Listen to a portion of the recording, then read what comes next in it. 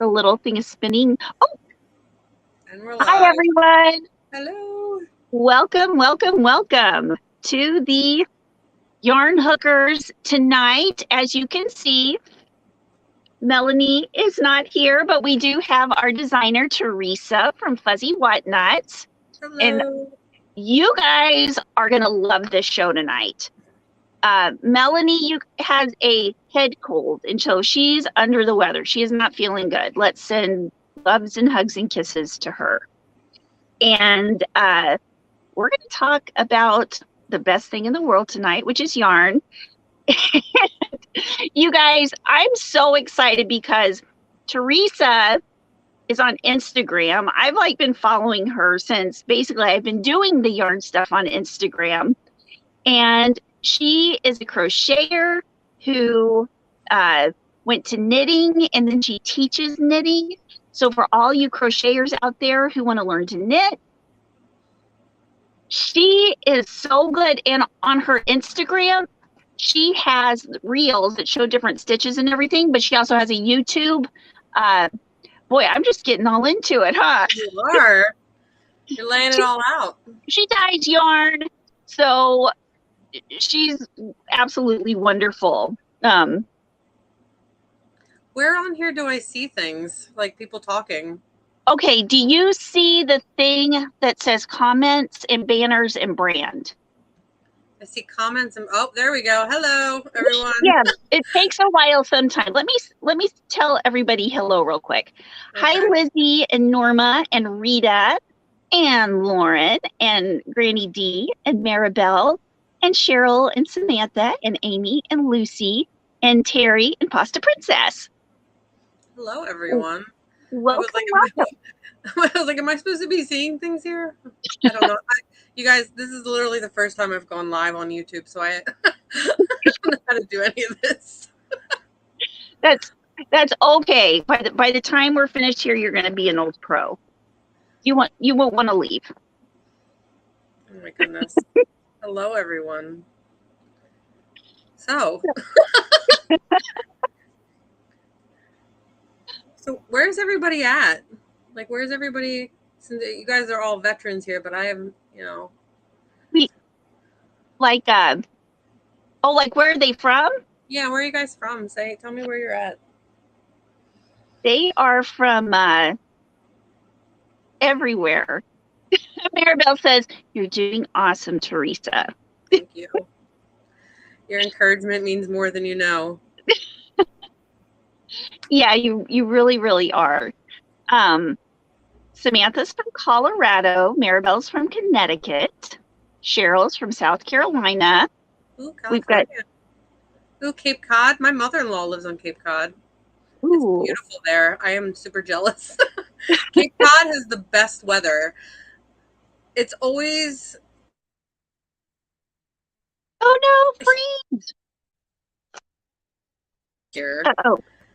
Oh, look, we have a Pennsylvanian. Hello. We froze for just a second, but that's okay. I'm going to turn on my YouTube so we can see. So I can see whenever everybody's freeze or when either of us freeze. Because I can't tell from looking at the StreamYard here, but I can tell looking at it on the YouTube, if that makes any sense. Oh, Samantha, she's not feeling well. She's under the weather. That's Mel's not well, right? Yeah, she is not. She's not feeling good. So you got me. So we got you.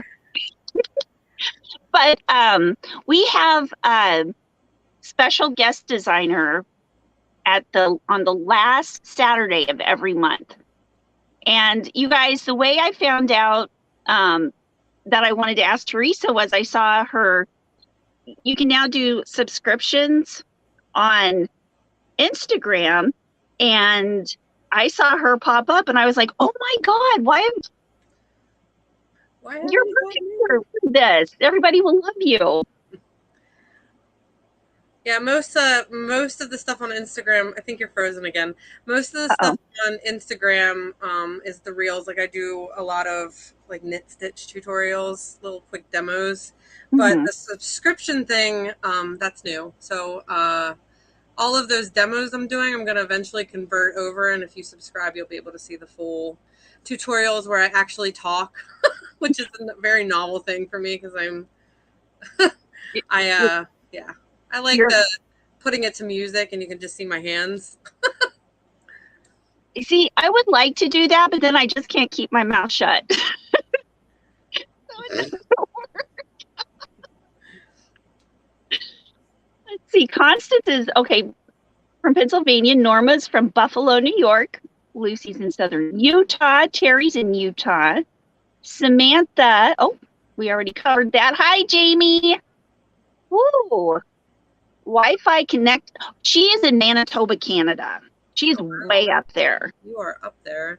Granny D's in North Carolina. Yarn Fairies in New York. Well, Liz, yes, it's just FuzzyWhatKnots. It's my YouTube channel. I believe she has links to my stuff. Yes. To my stuff. Yeah, go down, look in the descriptions, and Teresa's links are down there. We've got her Instagram and her website. Oops, it looks like I need to go back in there and make the Instagram and your website clickable. I'll do that just as soon as we're finished here, but I want everybody to be able to click those. But you can click over on her YouTube channel right now if you want to check it out. Yep. So let's just start at the beginning. Start at the very beginning. Sorry, I got the Sound of Music just jumped right in my head. Anyway, yes, the very beginning. Yeah, how old were you when you started crocheting? My grandmother started teaching me when I was 7. So I did it quite a bit in my childhood. And throughout my teenage years, I kind of lost interest in it because, when you're a teenager in high school, you have other priorities. So yarning obviously was not one of them at that time. But then I picked it back up in my 20s. And that's when YouTube started to become a thing. So up until that point, I only knew basic stitches, but YouTube kind of broadened my horizon a little bit. So I followed along with those longer tutorials for a whole pattern. Because believe it or not, it was only within the last 6 years that I learned how to read patterns. So, and now I write them.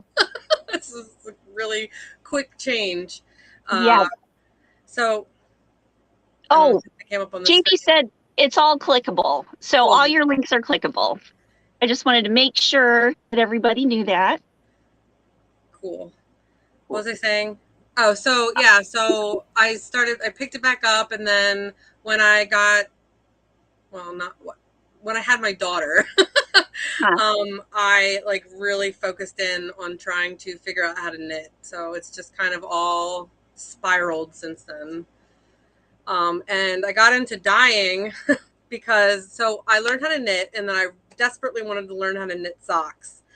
So I was taking a class at a local yarn store not too far from me. And to take the class, you had to buy the yarn. So I had never worked with the indie dye, the fancy yarn. So I had to buy the yarn from there, and I loved working with it. I was like, this is awesome, but it's also kind of expensive. So I was like, I wonder if I can do this. I wonder if I can figure this out. So I spent 6 months just looking at everything I could find on YouTube, and I fell down the rabbit hole pretty hard. So, and here we are. It just, I don't know, it kind of all seemed the flow. Yeah, each thing I tried, it kind of flowed into the next thing that I went to. Yeah. So now I do all kinds of stuff. And you're mostly on Instagram, right? Yeah, I do have a Facebook, but I rarely post. All my traffic comes from Instagram, so I spend all my time there. So yeah, I'm mostly on Instagram. If you want to get a hold of me, that's the best place to reach out to. Yeah, on your on your DMs.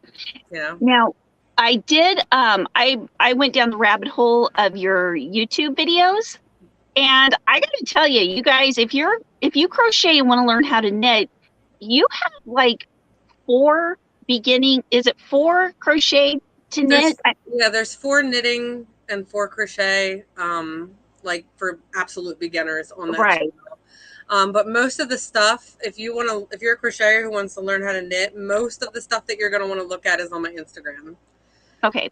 And I have, if you go on my Instagram, on my profile, there's like, the little highlights.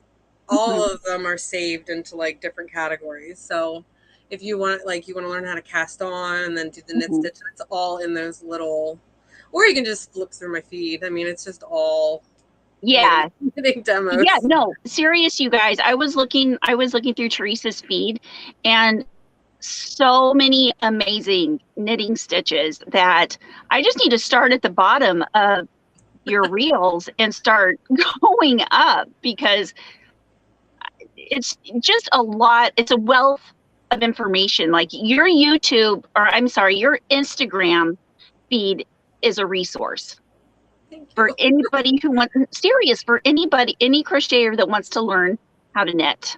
Yeah, it's kind of my thing. I enjoy teaching crocheters how to knit and vice versa. But it seems like everybody's into the knitting, so that's mostly what I post. I'm here for what the people want.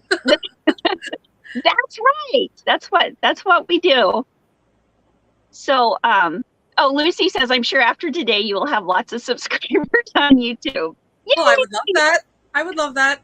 Most of my YouTube is centered around teaching like dyeing videos. So even if you don't want to dye, they're fun. Like it's fun to watch the process. I have always enjoyed watching other YouTubers who dye. So if you're just interested in the process, you can. That's got all kinds of stuff. Sure. On how to dye.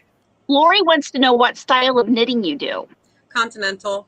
I can do both English and continental, but so over the years of crocheting that I did, I've tried several times to learn how to knit, and everybody that tried to teach me English style, and it just never, like my brain, I'm like, no, I can't, I don't understand. Right. And so I found this video. It's called Knitting for the Crochet Brain, and it was teaching continental knitting, which is controlling the yarn with your left hand, which is what I do to crochet, and it just clicked. And ever since then, I could figure it out. And yeah, so continental is the main way. Since then, I've like practiced English style, but I'm still way better at continental. Yeah. Yeah. And it's got to, like, I consider us to be artists, right? Oh, definitely. It has to it has to click in your brain the right way, because you want it to be something that you enjoy doing and that you love. And if you're trying to do something that's not working out for you, it's just not going to be fun. Well, and that's like the main reason I did, like, so when I made FuzzyWhatKnots Instagram page, I made it because I just became a stay-at-home mom. So like having, some kind of interaction with other adult humans was very like seldom. Yeah. So I created it to like find my people. Right. Find people who are also interested in, crocheting and knitting, or, whatever, as far as fiber. You should brand that. If you want to dye. If you want to dye. Okay. Perfect. Dye with a Y. Right. I'm screenshotting that. That would be perfect merch for you. So when I don't remember where I was going with that. I'm sorry, I interrupted. So I started the FuzzyWhatKnots page. Yeah, I have no idea where I was going with it. It'll come to me. I'm sorry, guys. It'll come in the middle. Hey, don't feel bad about interrupting me if the thought comes back, because you're going to have to be able to get it out. Well, I have ADHD, so when it comes, I will definitely do that, because it comes and it goes, and I don't remember where I was going, so it'll come back. Sorry. That's okay. If you happen to see somebody that says they threw some yarn in your window, that means they subscribe to you. Oh, thank you. Yeah, because for a while, YouTube was really getting picky about people saying subscribers and stuff. And so, I don't know. If you throw yarn in somebody's window, it's a little different. Marcelia, that's my friend. Oh! She came to see us. Hi, Marcelia. Over from Over from Instagram or a real life friend? Well, I mean, like we've never met in person, but we talk on the phone a lot. She lives Okay. on the opposite side of the country from me, but someday we're gonna meet. I would say that she's my in real life friend, but we've never actually seen each other. That's how I feel about everybody on YouTube here, that it's so weird to form connections with people all around the country that you feel like you've known forever. You know, I love it. Some of these people are the first people I go to when like stuff happens. Yeah. I'm like, something happens with my kid and I'm just like, guys, I need help. Like, I don't know, weird. Never met any of them in person, but they are my people. Same here. I do have love for you, Marcelia. I do love you a lot. She's my biggest fan. Love it. Oh, you guys have the same birthday. We share a birthday. What's your birthday? No, her and me have the same birthday, July 11th. July. So you are a Cancer. Yes, I am. So wear it right here. Yeah, right there. Right there. I'm a Taurus. I'm a bull. I just go charging through the china closet. I can see that. I can totally see that just sitting here talking to you. So Lauren K says crochet is my favorite, but might check out your beginner videos. Yeah, you would totally love them. And you guys, like, seriously, I love chatting with people, so don't be afraid to DM me if you need help, because that's my favorite thing. Yeah. I love helping. For all of you guys, there some of us, or some of the people, some of the Yarny friends in the chat, I'm trying to find the right way to are on Instagram and some are not. But this is a good opportunity, you guys, to all head over there to Instagram. You should. Come join the fun. Yeah.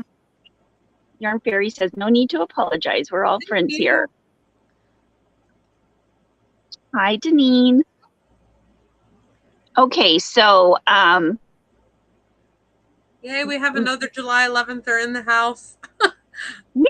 Yeah. It was a very popular day apparently in the 80s. Right, or wait a minute. We're getting busy in the winter. Yeah, go 9 months back. Yeah. That's the popular day. They were getting busy in the winter. Oh, Mom and Dad. Yeah. My mom and dad were teenagers at a drive-in movie theater. Nice. Hi, Mom, if you're here, I'm very happy that you guys were naughty teenagers. A happy accident, I promise. That's all right. Hi, Judy. Oh, you know, Lori, that is not an uncommon thing. It gets very confusing when, especially with all the different stuff they have now on Instagram. I am on it constantly and I still get confused. So, yeah. And you know what? I have 7 different accounts on Instagram because I wear several different hats. But I've also got Plant Baby Geek, a Mom Geek. I've got my regular. I've got the Yarn Hookers. I've got Affordably Geeky, and I've got some other one. Oh my goodness, that's a lot of accounts to deal with. But yeah, but I've noticed that they all have different things on them, like different, like you have access to different things. Even the page, the way it's laid out is a little different, you know, as far as they change it all the time. Like every week I have to go in and like purposely update it because I'm like, why is it that was there yesterday? Like, where did the button go? And I go in and I update it and I'm like, oh, they moved it again. Like, they're constantly like messing with my brain. So keeps me on my toes. Yeah, for sure. Lori says, I'm still trying to get my brain and hands to work together on the whole knitting thing. Gonna watch your videos. Oh, that's what I wanted to. What's that little rhyme you say? Oh, that. Hold on, I gotta knit while I'm doing it. Okay, yeah, I hear ya. So there's 2 I made. Like, there's one that I learned and then another one I made. I don't know. Like, is there any true crime fans in the audience? Yeah, almost all of us. So yeah. So I made one to that. So it's so you go in through the window, grab the sack, out through the window, off jumps Jack. That is the PG version. And then I came up with stab it, strangle it, drag it, dump the body. Oh, show us on your needles how that goes. We want to see. All right, hold on. I gotta turn around. Okay. I don't know. Can you guys tell this way? Yeah, we can. So, stab it, strangle it, drag it, dump the body. That is perfect. So, and then, you know, the PG one is you go in through the window, grab the sack, pull it out through the window, off jumps Jack. That's the one that I would teach like kids with, but it does work for adults. When I did have my one student that I did on Zoom, we did use it. Mm-hmm. So, yeah. That's perfect. Yeah. It feels a little silly, but it does work. Well, yeah, it's just those little things like that that help you remember. It's what are they called? Mnemonic devices? Yeah. I don't know the words for things, but that sounds right. I forget words. You were like a teacher, so you probably know way more than I do. the descriptions of the English language. Because I can barely like speak it half the time. So we understand you. You're doing great. You've gotten this far in life. I think you're good. Yeah. Linda says, I drink out of my big boy. Oh, yeah, I need a drink of water too. If I had to rethink what my water container, I probably would have brought the little one, but I'm on like a mission to drink 2 of these a day. Oh. So you guys are going to have to deal with the big boy. Sorry. That's okay. We like dealing with big boys. Jamie. What'd she say? I love that. It can go on the back of the t-shirts. I'm ready to die on the front. Yeah, I can change instead of having what's my tagline? Making loops with love. I can change it to that. It would definitely fit my personality a lot more, I think. I love it. I'm ready to die. So what kind of true crime do you listen to? Who are some of your favorites? Oh, I listen. Most of them are on YouTube. That chapter. There's a lady called Eleanor Neal. Bailey Sarian. Love her. She's been doing more of the dark history, which I've learned so much from her dark history. And I love the way she does it. I love it. But on the dark history, she's not putting the makeup on, right? That's just that's the murder mystery makeup. Right. She's already all made up, but she like on the dark history, you remember Elvira? Oh yeah. Yeah, she's like the information Elvira. That's all I think of when I see her in her little like, you know, the way she has everything set up. I'm like her little crow. She's like our new age Elvira. I love it. She's so sassy. What's the other one? I listened to another one. Have you listened to Mr. Ballin? I don't think so. Check him out. The Casual Criminalist. That's the other one. He's fun. The guy from The Casual Criminalist, his name is Simon, and he's got an accent. And I listen to him. I could listen to him all day, telling about horrible, you know, true crime stories. But all day, he's great. Right.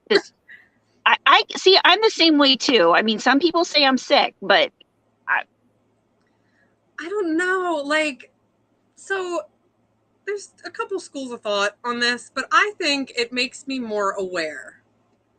You know, since it's been like a year of just that's all I listen to all the time.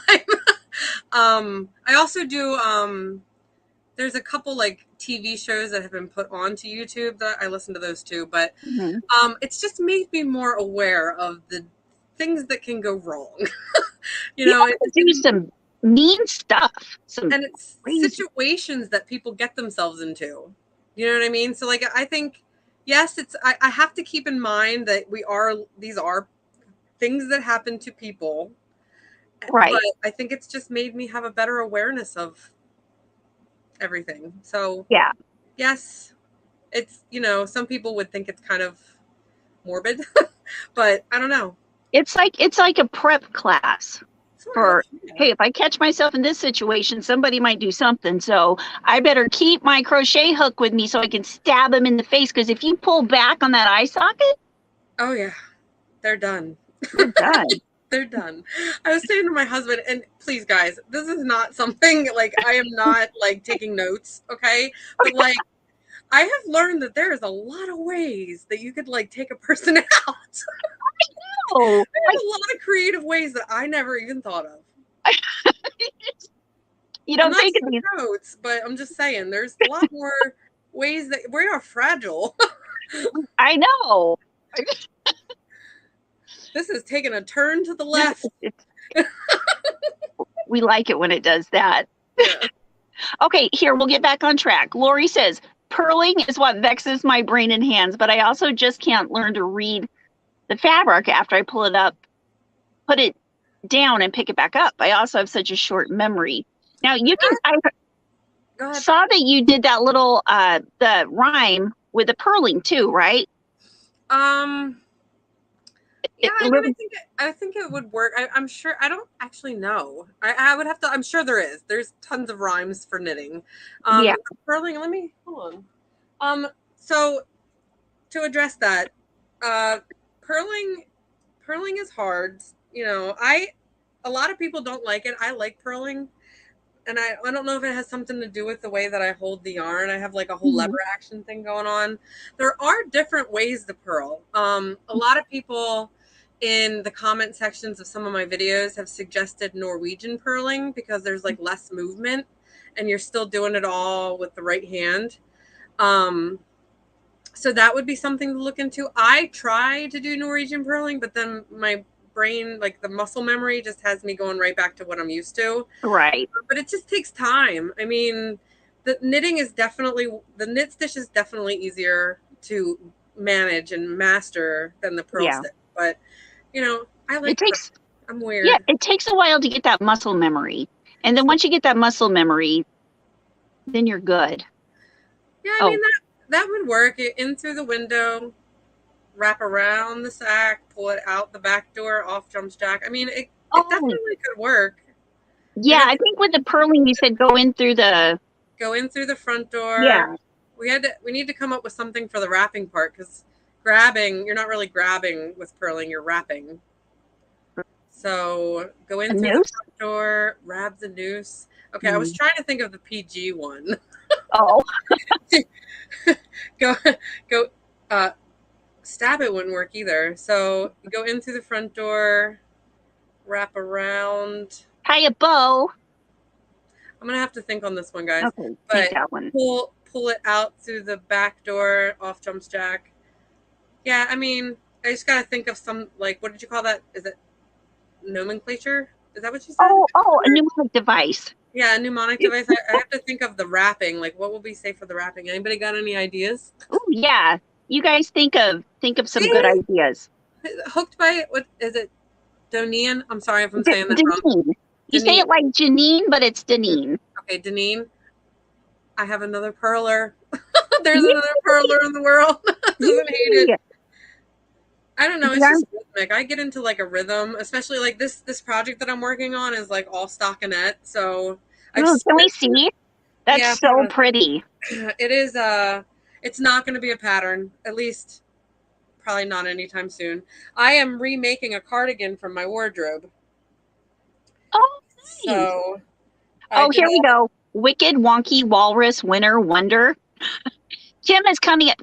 Kim is my other partner in crime from Affordably Crafty. Hello, Kim. Ooh. Yes, she's my yarny bestie. Yeah. And we just had a 3-hour live. Every Saturday morning, we have a 3-hour live. Oh my goodness. That is a lot of talking. Okay. I've unraveled it. So now. Oh my. Now, is that your yarn? Yeah, this is my dust collection. So the gray down here is Dust in the Wind. This is Pink Fairy Dust.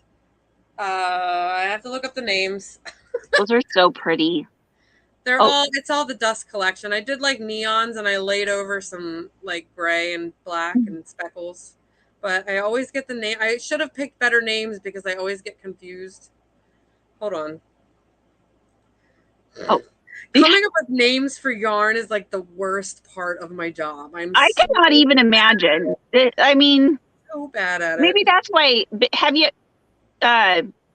ever used Big Twist yarn from Joann's? Yeah, I've used that. Mm-hmm. Yeah, they like blue. Yeah. Green. Well, I mean, it gets, sometimes it comes to me, like sometimes I go into the dye session, like knowing, like this is what I want to make, and this is what it's going to be. But then there's a lot of times where I'm like, I know what colors I want to use, like flamingo, for example. I went into that not thinking about flamingos at all. Like I took colors that I used for one of the colors of my Advent last year, and I just kind of applied them differently. And when it was dry, I was like, well, if I didn't make a flamingo, like it was like the perfect flamingo. I was like, I guess your name is Flamingo, and that's just, Who would have known? And do you use different kinds of dyes and different kinds of methods, or do you just use, like, I think the first one I saw was you using powders? Yeah, I mean, I do all different. It just depends on what I'm going for. Lately, I've been very into, hang on a sec. I found the name, so I'm going to do that first. Okay. So this is Dust in the Wind. This is Fairy Dust Explosion. This is Purple Space Dust. And then the blue is Blue Pixie Dust. And there's another one that's Mint Green Dust. It's super creative. You've nailed all the names. Yes. Those are great names. So I actually designed these colorways for this cardigan because I wanted to, I was like, I want a certain look. And if nobody buys it, I don't care. Like I want these colors for my redo. So that's what I did. I love that. So we were talking about, all right. So when I started dyeing, I did a lot of colors that were like striping in the pan and I found that like quick color changes, depending on how many colors you use, it can definitely lead to yarn barf. It looks like barf when you knit it or crochet it. So I've really, in the last, like, I would say probably like year or so, have been focusing on dyeing in a way that looks good, whether it's knit or crocheted. So, and basically how I do that is like a whole lot of twisting the yarn, untwisting it, retwisting it, and applying a different color so that it's like evenly distributed so that when you crochet this, it looks just as good. Yeah. So that's kind of where my focus has been. I love that. There's still a place, in my heart for yarn striping, like striping in the pan. But I just find like when I dye things that I like to work with, I am a much happier person. So that's just kind of what I go with. Exactly. I mean, colors and texture have such an effect on our mood, even if it's just, we're not aware of it. It really, really does. There's like some science behind that. I am not like educated enough to speak on it, but there are people on YouTube, especially the ones that go through the whole CMYK RGB, which is actually the primary. I mean, there is some science behind like colors affecting mood and the psychology of color. Yeah. No. Oh, here I'm going to go back to a little. The Yarn Fairy says, "True Crime Podcast, the best thing to listen to when you work with a crew of 3 in a warehouse on the overnight shift." Yeah, it's like I just listen to it. I like put it on while I'm doing my demos. I listen to it while I'm cooking, while I'm knitting. I also do listen to quite a bit of audiobooks because I definitely am a big like reader and I can't do both at the same time. Same here. Do you like zombie audiobooks? I have listened to I don't think I've listened to any zombie ones recently. Right now I'm listening to Dr. Sleep by Stephen King, yeah. And I've seen the movie probably like 100 times, but the book is definitely, it's different. The books are always different. I know. But I'm not one of those people that is like, oh, it's not exactly like the book. Like I can find like the qualities that I enjoy about both.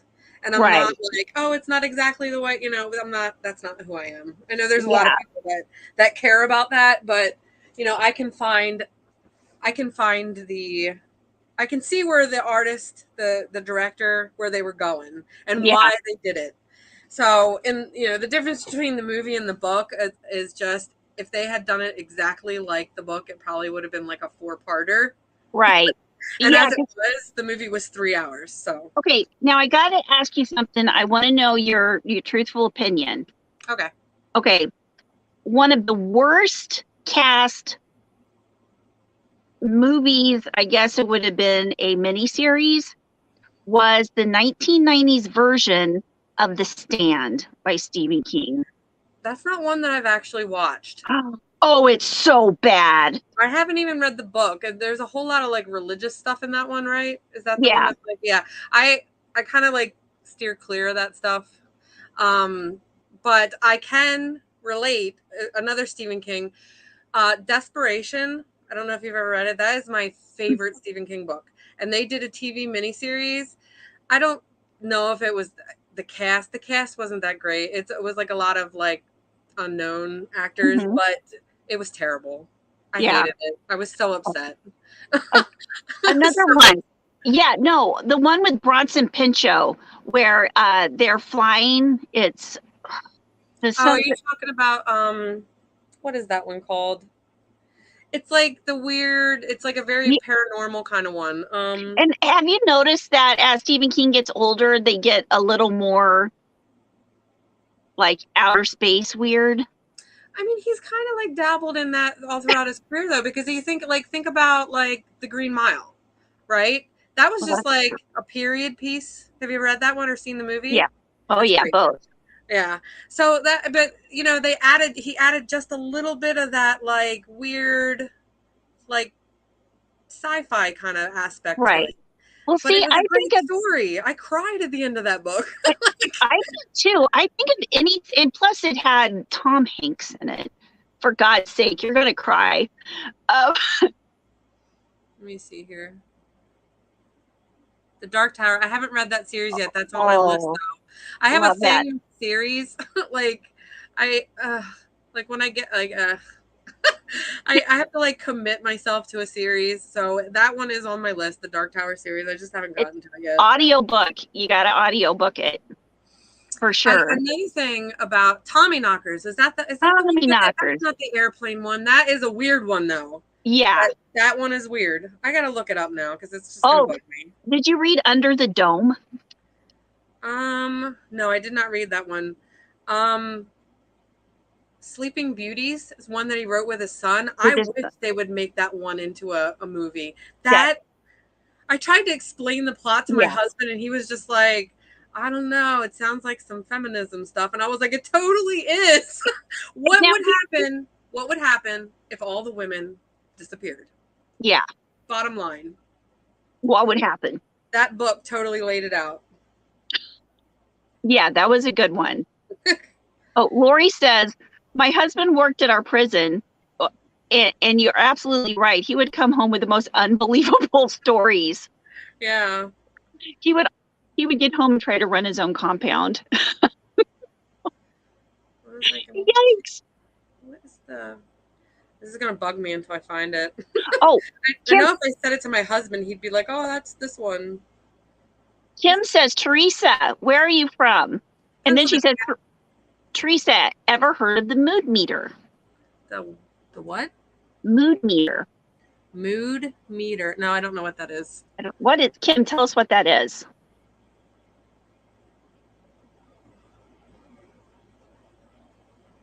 Oh, Christy, I'm sorry. We are trying to participate, but I'm also blah, blah, blah, blah.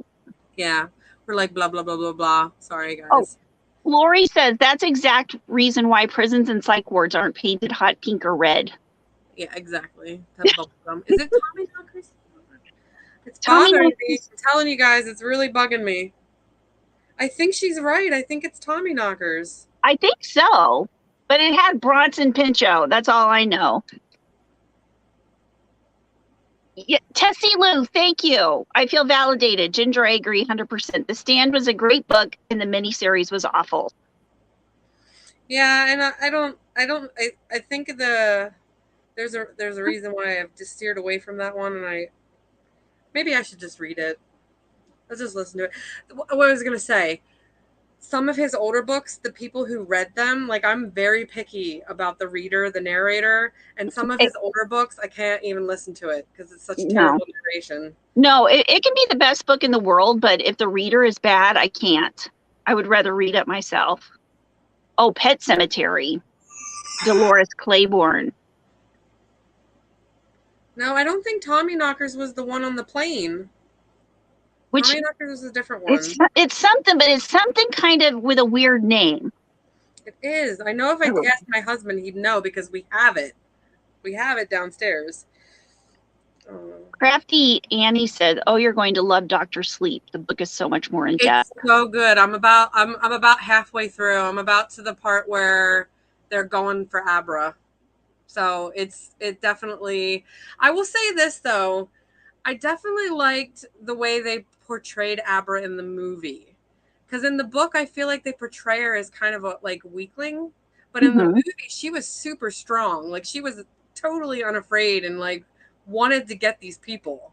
I gotta watch the movie. I feel like they make her a little bit like it's portrayed as she's a little bit afraid, and she didn't seem that way. So, but I do. I think the book is definitely, it's got more. It's got more. Langoliers. Emily got it. The Langoliers. That's it. Thank you. That is the movie. It is freaking weird. That one is freaking weird. Like yeah, Langoliers. Yeah, Bronson Pinchot was a total crazy person. And you know, the guy that I can't think of his name, he's also in The Green Mile as one of the guards. He's in that movie. He's like one of the pilots, but I can't think of his name. He's the, you know who I'm talking about? He's in a lot of Stephen King movies. Yeah. A lot of like the older ones. Because he's creepy. Misery. Marcelia, are you still in here? It's so funny because she kept saying, "I'm your biggest fan." And every time she'd say it, I'd think of Kathy Bates. Like, "I'm your biggest fan," like in Misery. So it's kind of like a joke between us now. I don't know if she's still in here or not, but yeah, Misery is a good one. Misery. Oh, Mr. Man. Kathy Bates plays like the best crazy person. Like, I'm sorry. It's the best. I shouldn't say that. I shouldn't say crazy, but you know what I'm getting at. She plays a very good that character. Right. I don't know how to say that PC. Yeah. She's great. Kim says, "Okay, back to yarn, ladies." Do you use natural dyes as well? No, I have not. That's a whole different animal. I use the wash fast acid dyes. Yeah, I like really admire natural dyers, but it's not my thing. I hear you. I gotta have something that you can definitely see the color. Although Kim does dyeing and she's done natural colors, and I do love the fact that they are kind of they're more subtle. They are. I love that about them. They're more subtle. I think sometimes they're not quite as like light fast, so having them out in the sun can fade them a lot easier. Right. There's a gentleman that I've been following for quite a long time, Cabin Boy Knits on Instagram, and he does all natural dyeing, and it is amazing what he does. It's like he forages for like his stuff. The other thing that the reason I didn't go that route is because it's not as easy to replicate. Right. So like when I make like batches will differ between each other, and I liked the idea of being able to. Now with acid dyes, you can't really control it as much as you think you can. You can't control it in the pan, but it is very similar. Like you can make them similar to the original. It's a lot easier. Natural dye equals free. Plus foraging is fun. Yeah, I don't have a lot of time for that. I'm gonna be straight up honest. The name Affordably Crafty. Yeah, Cabin Boy Knits, he's really great. I love that guy. Said I'm dying right now. Over dyeing and ugly. And then some sock weight to go with. over dyeing. So your original dye was not what you wanted. Yeah. And you know, depending on how long you've been doing it, that is a thing that happens quite a bit. But you can only over dye it so much before it's just black or brown. Right. Right. I know. Yeah, we don't want that to happen. Although, you know. Bye, Lucy. Kim, thank you for grabbing the chat wheel. Okay, see, me and Mel joke. We used to have 3 people that were the yarn hookers, and the one that kept us in line, Julie, the whippy chick, she left, and so me and Mel were left, you know. Blah, blah, blah. It can really go off in the left field real quick. I know, like, but see, I consider audiobooks a part of what we do because it keeps our minds busy while we're crocheting and stuff and knitting. There's also like the Netflix, you know, I can just put on like a show. Oh, yeah. I have no idea what the characters look like, but I know everything that's happening. Exactly. During the strictest, and she said she had to spend 2 whole therapy sessions to unpack her feelings. Yeah. Life imitating art. Yeah. I love it. Yeah, I think I'm gonna have to read this one. I'm gonna have to do it. I know I steered away from it because of like the heavy religious tones. But I think I'm gonna do it. I think I'm gonna just actually get the physical book though, because I'm sure that's one of his earlier narrators, and I'm just not gonna be able to listen to it. Yeah. We'll just go hungry with dirty clothes on. Have you read that book, Lori? If you haven't read that book, you should read it because it was very enlightening. Like preference chemical dye brand. I use Dharma mainly because I bought like the entire collection when I first started dyeing. I use Dharma quite a bit, Jacquard, and I've recently bought some Prochem. But I haven't used any of it yet because I want to do it like more scientific than I did with the other ones when I started. And I want to make that like a YouTube video series on Prochem. So I have that dye. I just haven't used it yet. That's exciting. I mean, I really liked watching. I watched a few of your yarn dyeing videos, and they're fun. I could never do it, but it was fun watching you do it and see the different colors of the yarn that comes out. You know, the different variations of the color. Yes, Prochemist. Oh, really? Where are you, Affordably Crafty? What's her? Kim? Is that your name? Kim? Yes. Right, Kim. Where are you at? She is in North Carolina. Okay. No. Sorry, that's Mel. She is in Massachusetts. Okay, they're up north. I do watch Rebecca Chemnitz. I actually did watch quite a bit of her videos. Just to kind of like in the beginning. The thing that with her though is that like a lot of her stuff isn't repeatable. So I took like techniques that she did and like applied them, but like in a way that I could repeat the colorways. That's the biggest part of this, is getting it so that you can taking notes, very detailed notes, which I really recommend you do.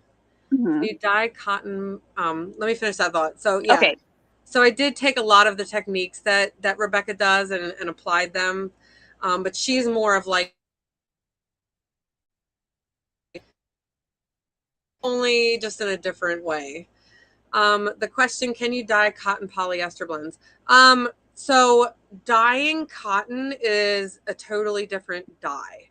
When you dye wool and animal fibers, that is acid dye. When you do like cottons, that's fiber reactive. That's what you use to tie dye. And it's a whole different like process. You can also use, like, I know a lot of people who do just cottons also use RIT, which acts similar to what you do with the acid dyes. I haven't actually played around with any of that. I'm not even sure I'm going to keep the cottons right now. But when you dye cotton, it's more of like a waiting game. You just have to like let it sit for a couple days and then rinse it out. As where with the wool, it's kind of like a quicker process. But yeah, specifically cotton polyester. The problem with polyester is that the dye does not take as well. So anytime you dye anything that's like a cotton blend, it's not going to be as vibrant as it would be on 100% cotton. Favorite brand to buy your yarn bases from? I get all my bases from Wool to Dye For, which is based out of Virginia, which is a majority of the people that you buy hand dyed yarn from gets their yarn from Wool to Dye For. So there's also there's a new one that a lot of people are using. I can't think of the name of it, but let me see here. Dyer Supplier is another one. And the thing about so the thing about Dyer Supplier and Wool to Dye For is that Dyer Supplier, you can buy smaller amounts. When you buy from Wool to Dye For to get like the better prices, you have to buy a lot of yarn. So those are the two that I have used, and I solely use Wool to Dye For now. I had a lot of problems with Dyer Supplier back in the day. So when you buy a lot, how much do you have to get? Do you have to get like 100 pounds or like? It's 12 pounds is the minimum, but that's for wholesale. I'm pretty sure if you go to Wool to Dye For, you can, with just a regular account, buy just like a couple skeins to try. Knit Picks is also another good one. If you're just like dabbling, you can buy, and their stuff is pretty good. If you're looking to like buy wholesale, that, you know, to get the better prices, it's like 12 pounds of yarn. Wow, which is that's a giant box of yarn. That would be so much fun. It is. My daughter loves those boxes because they're so big that she makes them like she's like practicing to be homeless or something. She like calls them her house, and she like will play with them for a couple of days. I mean, all the toys you buy kids, they always just want the boxes. I want the box. I know. Or the pots and pans. Let's see here. Bye, Michelle, Redneck Crafter. Dye journal equals best buddies. Yeah, man, I'm telling you, taking notes, that can make or break. That can make or break it. Like I've learned that it used to be like I would take chicken scratch notes, and then I'd go back and be like, I don't even know what I mean. Like, I don't even know what I'm talking about. So I've gotten very like specific. That's really good. Yes, Wool to Dye For. I am turning into a non-finishing okay, that question was answered. I'm turning into a non-finishing projects type of crocheter and knitter.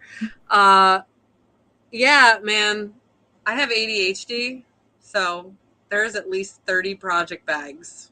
Oh, yeah. Same here, because I see something new and I'm like, oh, it must be made now. Yeah, I must start that now. I just get bored.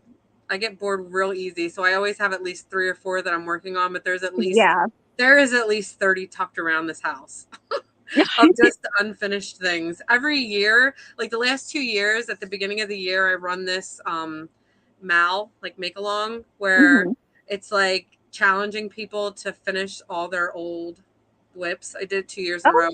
It's really great. This year I didn't quite get as much done as I did the first year I did it, but people are really into that. So I'll probably do it again next year. And like every week, like every time you finish a project, you post about it and tag me, and you go into a list. And every week I pull from that list for prizes and stuff. And that's over on Instagram, right? On Instagram, yeah. Well, now, I don't know if you know this or not, but when you get over 500 subscribers on YouTube, you have the ability to post in the community tab. No. Yeah, so I'm pretty sure you're there now. So just take your Instagram post and post them on the community tab. So all of us, anybody who's not on Instagram can do that stuff on here too. I'm coming back. My for some reason this is loading like so slow. Oh yeah, I'm over 500. Thank you guys. Yay, thanks guys. Thank you. Let's see. Trying to figure out how to put spinning dyeing house at my mother-in-law's house in a shed. A spinning dyeing. Oh, you're trying to make like a she shed. You want like a she shed. Nomad. That's the one I couldn't think of. Thank you, Kim. Yeah, I haven't tried that one yet. I've heard really good things about it though. Oh, look, this is awesome. Wouldn't this be great? What, to have she shed? A second kitchen in the basement. Oh, I work out of my garage. I like so me and my husband have been talking about like in the next like year or two, once the market like settles down a little bit, buying a house. And like I have requirements. Like it needs to have like I need a separate building to put all that stuff. I need to be in like one place. So like I have my office upstairs and a bedroom, my dye studios in the garage. Like I'm just all over the place and I hate it. So that is a requirement when we buy a house. I need to have like a dedicated space for all the things. It helps. Organization helps. Yeah, because I'm notoriously bad at organizing. I'm notoriously bad at organization. I've gotten better, but it's me too. You don't want to see the other side of this office right now. It's same here. This morning on the live, I still had all the stuff back here, and now it's all up here. Yeah, your yarn wall is making me drool. Oh, it's crazy. That's amazing. See, I don't have like, so when I first started dyeing, I had quite a bit of my store-bought yarn. I had tons and tons of like totes everywhere. Mm-hmm. And I've slowly like whittled that down, like given it to people. My mom like had me make 9 different shawls for people. She retired last year, so she mm-hmm. wanted like to give people stuff. So I made her a whole bunch of shawls with that yarn, and I donated a lot of it to Goodwill because I realized that I need to be making things with my yarn. So I am never going to have time to use all that yarn. So I, eventually now it's pretty much all gone. So I just have. Oh, wow. That's like my business. I don't know which way to turn on this thing. Just tweak this way, forward, back, there, right there. That's all my business yarn. Oh, that looks so pretty. So now is that all the yarn like that you have on your website? Yeah. So storage is an issue. If I dyed a ton of every base of every colorway that I offer, mm-hmm. I would have nowhere to put it. So if you go on my website, everything is very low quantities of ready to ship. Mm-hmm. And I can turn around orders pretty quick. Like usually within a week I can get it out. So I think that throws a lot of people off. Like I'm not a warehouse. I literally work out of a bedroom. Right. So I can't have a ton of stock on hand. But that being said, wow. That looks really, really fun. Yeah, there's a whole other shelf over there that's full of all the cotton. And I'm not sure if I'm going to keep cotton. It was kind of like an experiment, and it's just, I don't know. I'm trying to like focus in on the main part of my business, so I don't know if I'll keep cotton or not. Yeah. Oh. Let's see. Nomad has used to, oh yeah, I know. Yeah, Nomad does kind of like what Dyer Supplier does, where you can, the more packs you buy, the bigger the discount you get. So I am going to check that out eventually. I do want to start offering like the fancy bases again. When before the pandemic, I had several like the blends of like cashmere and silk and like all like the fancy stuff. But when the pandemic hit, like you couldn't get it. Like I was having a hard time even finding like wool to dye for ran out of stuff, and that's never happened. Oh, wow.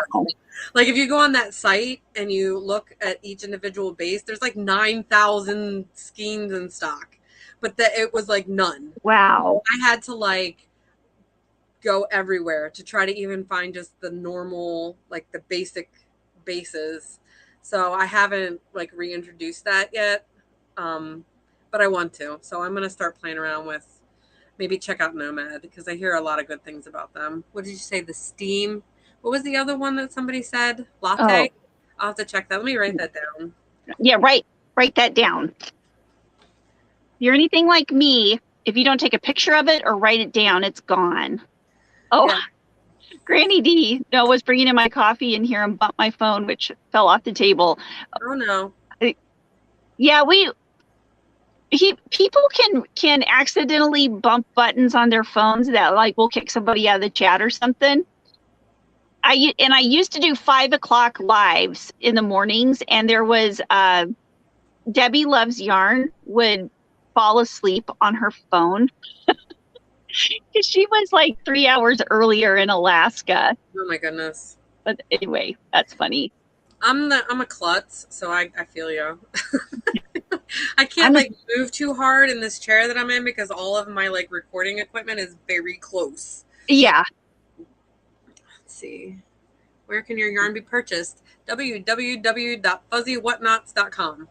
And it is down in the link. If you want to go get some right now, it is right there. Yeah, mini skeins were hard to come by. And you know, last year wasn't so bad. But I had, because of that, because I did an advent last year, because of the shortage, I bought like a lot. When it came, I was just like, gonna buy a lot because if I wait, it could not be there and that would suck. Yeah. Yeah. Selling out overnight.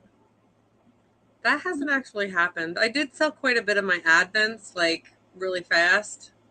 And I had to cut it off because it just wasn't physically possible for me to do more than 50. But yeah, no, I have not had that experience yet. I look forward to it though. During the pandemic is when I found Nomad, and I've been a fan ever since. Yeah, that's awesome. I'm glad. I definitely am going to check them out. I know that Nicole Frost from Frost Yarn, she was like my guru when I first started. She really likes them. A lot of her videos recently have been dyeing that yarn. Oh. See, that enters a whole brand new world, the whole dyeing things. It was like it was an outlet that I didn't know I needed. Like I started doing it and I was just like, I don't know, it was just very exciting. It's still very exciting. Yeah. This year I had to slow down quite a bit. Just to, my family has been going through some. Yes, I am. I can crochet and knit, and I dabble in Tunisian, but I'm not that good at that. But yes, I'm bisexual.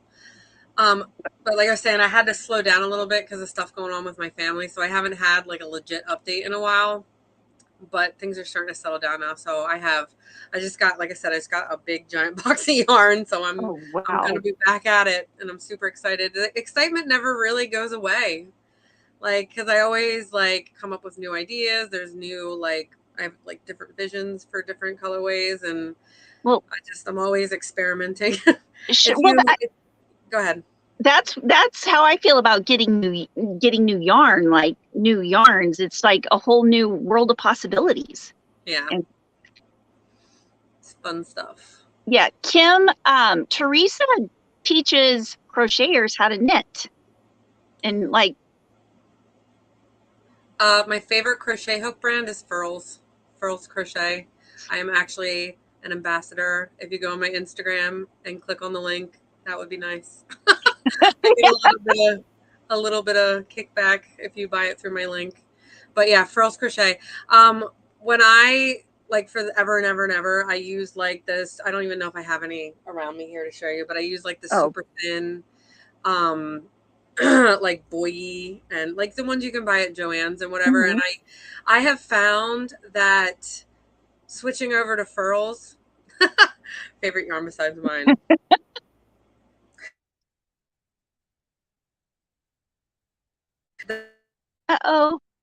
Frozen like wrist pain. I get like wrist pain and elbow pain, and when I switched over to Furls, I realized I could go for like a lot longer than I could with the thinner crochet hooks. Well, and the thing I like about it too is, I don't know if you've ever had this problem, but the thinner hooks, I bend whenever I'm crocheting with them. Furls, I don't. I love using the Furls Odyssey. Yeah, the Odyssey. The smaller ones. I use the Odyssey for whenever I do amigurumi because I like the streamline. Like, they're my favorite because they're light, they have the shape, but many of the projects I've done are the 4mm or smaller.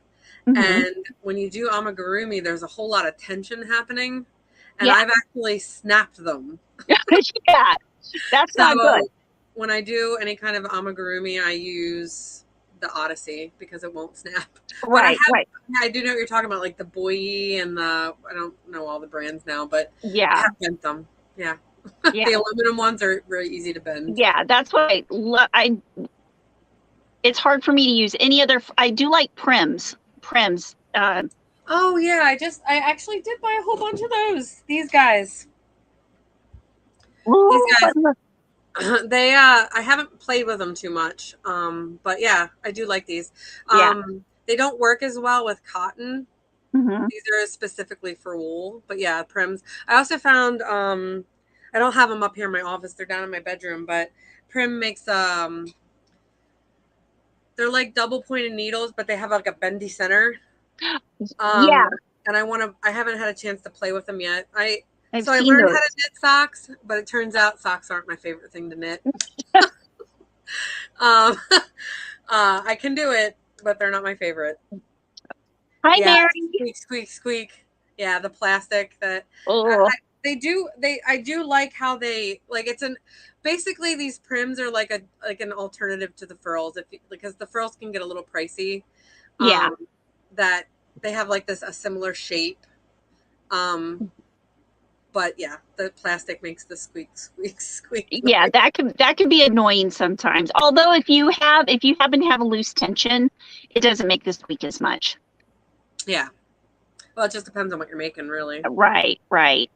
So to answer, somebody asked me what my favorite brand of yarn is besides my own. I don't know that I have one. I never did, even before I started using fancy yarn. I used Karen cakes a lot, like the Karen brand for things. The problem for me is that like aside of blankets, I can't like wear acrylic yarn. I am a very warm person. Mm-hmm. So before I even discovered hand dyed yarn and like wool, like I had a hard time because I would sweat. Like even it'd be like 30 degrees outside and I'm here with my acrylic sweater, like sweating. Oh, So yeah, like I never really made sweaters or anything out of acrylic yarn. It was basically like blankets and hats and scarves. yeah. I find it's a lot easier to wear garments of the wool, and it's just because of the way wool works. Oh, It's yeah. It's when it wicks away the mhm. moisture, and even with wool, it has to be pretty cold outside. Like a lot of Yeah. my hand knit sweaters only get like a short time of wearing during the year. You And just got to go to Alaska for a while. I want to move where it's cold. Me Like too. Pennsylvania is like the happy medium because my husband hates the cold and I hate Mm-hmm. the hot. But super humid here. If I could move to like Canada or like the very tippy top of Maine, Mm-hmm. I would be so happy. I know. I always thought Newfoundland would be such a Newfoundland. I don't know how to say it, but I always thought that would be Yeah. a good place to live. Beautiful there. Yeah. Newfoundland, anywhere, but New Zealand, all them Yeah. gorgeous, beautiful places. I've never been to a particularly gorgeous, beautiful place I to want to live. move I've been there, but I haven't. Yeah, Massachusetts. I love Cape Cod. And I think the temperature is different because you're pretty much surrounded by water. It's always so like nice every time I've been up there. Mm-hmm. I've never been to any other part of Massachusetts. I spent many, many, many times on Cape Cod, part of Pennsylvania. I am in southeast Pennsylvania. I am near Reading is the closest city. So I'm like pretty south. Southeast. I'm trying to think what part. I went through Pennsylvania. My daughter Veronica went to acting school in New York City, so I drove back and forth a couple of times from Kansas. And I think I remember seeing that on one of the signs. Yeah, like Philly, Center City, Philly's about an hour and a half, depending on the traffic. So yeah, I'm like between Lancaster and Philadelphia. You did, Maribel? Right on. I'm married into Reading. I'm not from here. I grew up in a small town that you blink through called Gap. And then I lived on the main line right outside of Philadelphia for a few years. And then I met my husband and married into Reading. Yeah, the rest is history. Yeah, wool just is so acrylic yarn is designed to mimic wool. and it falls short in the breathability category. There are some like acrylic blends, like I don't know what the name of it is. Cozy Cotton. I don't know who makes that. I don't have it right in front of me, but I love that yarn. It's acrylic cotton blend, and that's breathable enough. Any cotton, like I could wear that all year round because cotton's super breathable. The problem is when I start to sweat. The sweating. Cotton does not wick. Cotton turns wet. Let's see here. Yeah, the Prim needles and hooks are awesome. They are very, very awesome. In summer, Alaska. Comfy Cotton, Lion Brand. Comfy Cotton, that's the one. Yeah, Comfy Cotton. Yeah, I do love that yarn. Yeah, it's super. I made I had a little bit in my stash, and one of the shawls that I made for my mom was that yarn, and I almost didn't want to give it away. It was so good. I was like, I want to keep this. Isn't that the way of it though? That's really why I ended up where I am, because I was like, number one, I don't want to give away anything. And number two, I can make the same thing over and over again. I made 9 shawls, the same exact shawls for my mom. And by the end of it, I was like in tears. I was like, I can't do this anymore. This needs to be done. Like I am not a finished object seller. Yeah. Scotland can be very cold and is so beautiful. There. Yeah. Oh, by the way, if I could get my husband to agree to it, we'd be gone. Yeah, we were all talking. Everybody in the chat was talking on Wednesday about perhaps building a crafters retreat. It would have to be a castle in Scotland, and we just all go live there. Yeah, I've had discussions like that with some yarny friends. Like we just find like a island that's like deserted, and we go make a new life there. Oh, Popeye guys, Daniel. He dyes wool also, or dyes yarn also. Who is this? He's a yarn dyer. Popeye guy, Daniel. Hi, Daniel. Oh, okay. I'm sorry. I can't read. I see it now. Hi. Hello, fellow yarn dyer.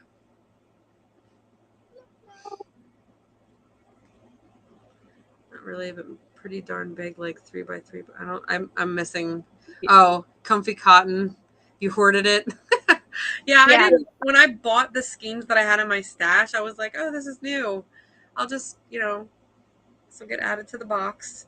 And then I realized how awesome it was. And I was like, wow, should have got more of that. Should have got more of that. I know. I have a whole bunch of it. But then again, I have a whole bunch of everything. Do I sew?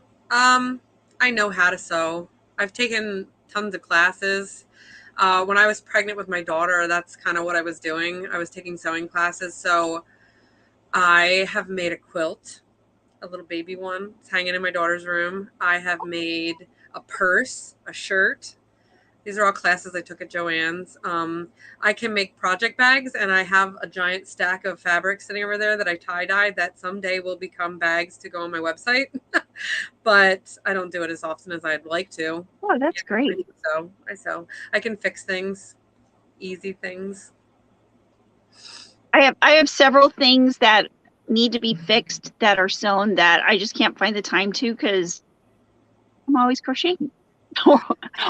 I have a sewing pile. It's mostly my daughter's toys though. Like all her the toys. Her toys last a really long time because I can do a really good mattress stitch. Nice. To sew the stuffed animals' clothes. Yeah. Hello, Shannon. Oh, Daniel lives in Scotland? I didn't know that. Right on. Ooh. Who lives in Scotland? Oh, Daniel. Daniel. Oh, nice. I'm super jealous. I know, me too. I just want to go hear all the people talk in a Scottish accent. You should watch that chapter. I'm pretty sure that guy's Scottish. Oh, okay. Yeah, I'll have to do that. I was looking online for my husband's trip, and I found a castle we can stay in for $70 a night. Oh my gosh, that's perfect. That sounds amazing. Let's do it.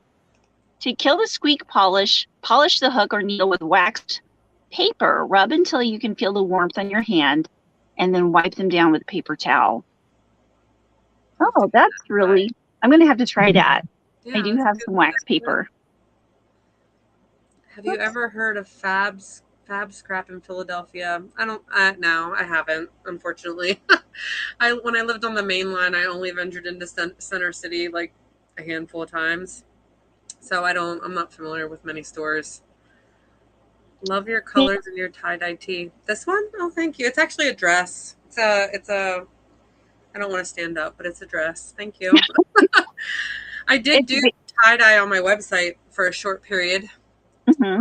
But then, I'm only one woman, so. Yeah. I mean, there's only so much you can do. It's easy to get so many like plans, but finding the time for them I don't see how people can do it without a team of people to help them. It's it's very hard. I enjoy everything I do though, so it's just I have to prioritize, and like I said, finding ways to kill two birds with one stone. So like with the content creation, I make the full tutorials, and then I cut out the demos for real. So as long as I can find a way to save time, shrink my to-do list. Yeah. So, but it is hard without a team. I would give anything for just one other person. If I could afford to hire someone, I would do it in a second. Yeah. I need like 5 of me. And I like am envious when I see like the bigger dye companies, they have like 5 or 6 women. I'm just like, I want to work with you. Come work with me. Yeah. What's sashiko? Interesting in learning sashiko. What is that? What is sashiko? I want to know. Oh. Daniel's about 2.5 hours away from Edinburgh. Yes. Oh, Edinburgh. Is FuzzyWhatKnots your channel name also? Yes. I think that's linked below. Yes, it is. FuzzyWhatKnots. All of Teresa's links are down below in the description. What is shashiko? I'm curious. Oh, Japanese embroidery. Oh, do you embroider? Me? Yeah, I dabble. I dabble in a lot of things, but yeah, I have a bunch of. I have like a little bag that's for like loom. I have like a loom, and then I have a bag that's like embroidery. And every once in a while, I kind of dig into those bags to see what's still in there. But yeah, not a lot, but I do it. I'm not very good at it. How do you say it? I said Edinburgh. Edinburgh, I believe is how you pronounce that. Edinburgh is like Pittsburgh. What is that, Edinburgh? You know what? Everybody can't know all the things, okay? Yeah, I haven't watched. Apparently, I haven't watched. What's that one show? With a big, tall, redhead guy. Everybody. I have TV. I have internet, so I don't know what that show is. I'm sorry, I suck at this game. Somebody in the thing will come up with it. I know. So, Kim, that it's done in white thread. Do you have a different, like, is it dark fabric that you're embroidering into? Is that how it works? Oh, yeah. Yeah. Outlander, yes. That's a series. That's a book series. And I have some of them, and I haven't touched it yet. I have a thing, man. I got to really dedicate my brain power to series. The last series I read was Game of Thrones. So. Oh my gosh. And see, you've got to devote even more time to that, because each book is like 56 hours or something of the Outlander series. There's like 9 or 10 of them. Plus, there's the offshoots of Lord, what's his name? Okay, I'm getting off into the books again. It's so easy to do, but it's like a big part of our life when you crochet and knit a lot. Okay, Rita, we're not saying a word. I'll look it up then, Kim. I'm interested to just see what that is. I am like in awe of the embroidery artists who do all the like fancy. There's a lady on Instagram, I can't think of her name right now, but she does some really like awesome embroideries. Yeah. I have to figure out, I can't remember. It's been a while since I don't scroll a whole lot, like, because I spend so much time on that platform as it is Mm-hmm. that I like my time of scrolling is very, very minimal because I'm either talking in DMs to people, answering Yeah. questions, and writing out a caption is like a event.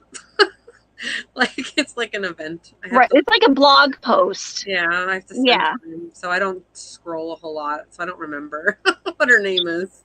What do you think of the whole Reels thing becoming so big on Instagram? Do you like it? Yes. But for the first year, I rejected it wholly. Like wholeheartedly was like, nope. Yeah.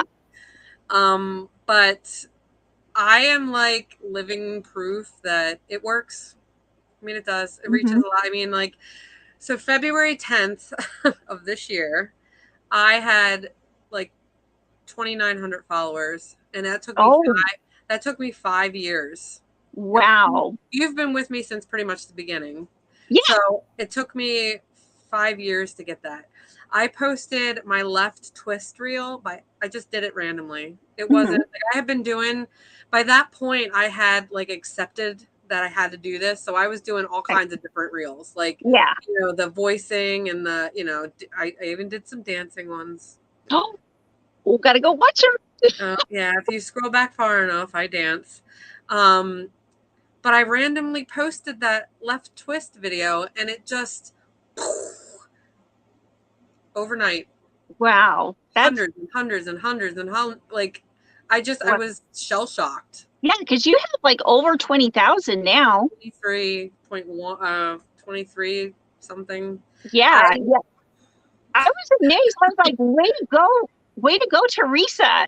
Yeah, it's all because of reels. It's all because of those demos. Like I was not planning on being a content creator. Yeah. That was not my ambition in life. I still sometimes get kind of bitter about it because it's a lot of work.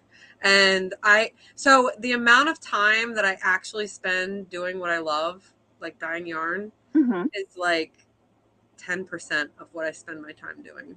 Yeah. And that's just the reality of business. I mean, that's just the reality of business. For sure. Any small business owner is going to tell you that. You spend such a small percentage of the time doing the thing that got you there in the first place. Right. But I would say probably 50%, 60% of my time is content creation. Yeah. And I love it and I hate it. I love it and I hate it.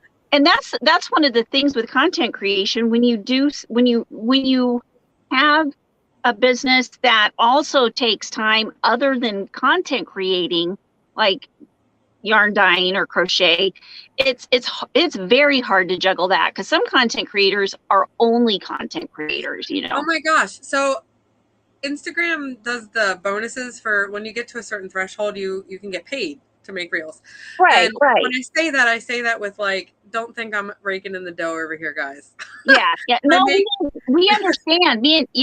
We understand. I make $100 every month. That's pretty much, but we did the math, right? So you can post up to 150 reels to count towards your bonus for the period. I did the math, and it's like, to get to the 150, I would have to post 5 reels a day. It takes me like 3 hours sometimes to record a couple. That's the worst. I'm never like, people who do that for a living, that's all they do. You'll see, like, if you guys start following me, there'll be weeks where I'm like pretty consistent, and then there'll be a whole week where I don't post anything because I got orders. Right. And I have to make a choice. I either run my business or I create content. So when I have to make that choice, it's always going to be my business. Yeah. If I get orders, that's what's most important. Right. So if you guys don't see me for a couple days, I'm okay. I got orders. Well, and I took the month of August to kind of get myself off of crocheting every single minute of the day, so I could focus more on the content creation, and it's worked. It does work. It's Yeah. just, you gotta, I have, like I said, I have to make a choice. Yeah. When I have time, I focus on content creation and I try to make a bunch of stuff so that when I do get orders, I have something, but it doesn't always work, man. I'm a mom. Right. That's a good question. I got that. So Instagram, they tell you that you don't need to be a certain threshold. They have what's called micro influencers now. Right. So they just throw it at you. When I reached about 15K is when they started throwing stuff at me. Mm-hmm. So, but they, like I said, they claim that it just depends. They just, Yeah. like the subscription thing that I just started, that just appeared last week. Yeah, So, it just seems kind of arbitrary. I mean, you have to be doing good. You have to have like an upward success trajectory for you to do it. Yeah. You have to have reach. Like if you switch over to a creator account, whether you're a business or not, I would recommend doing that.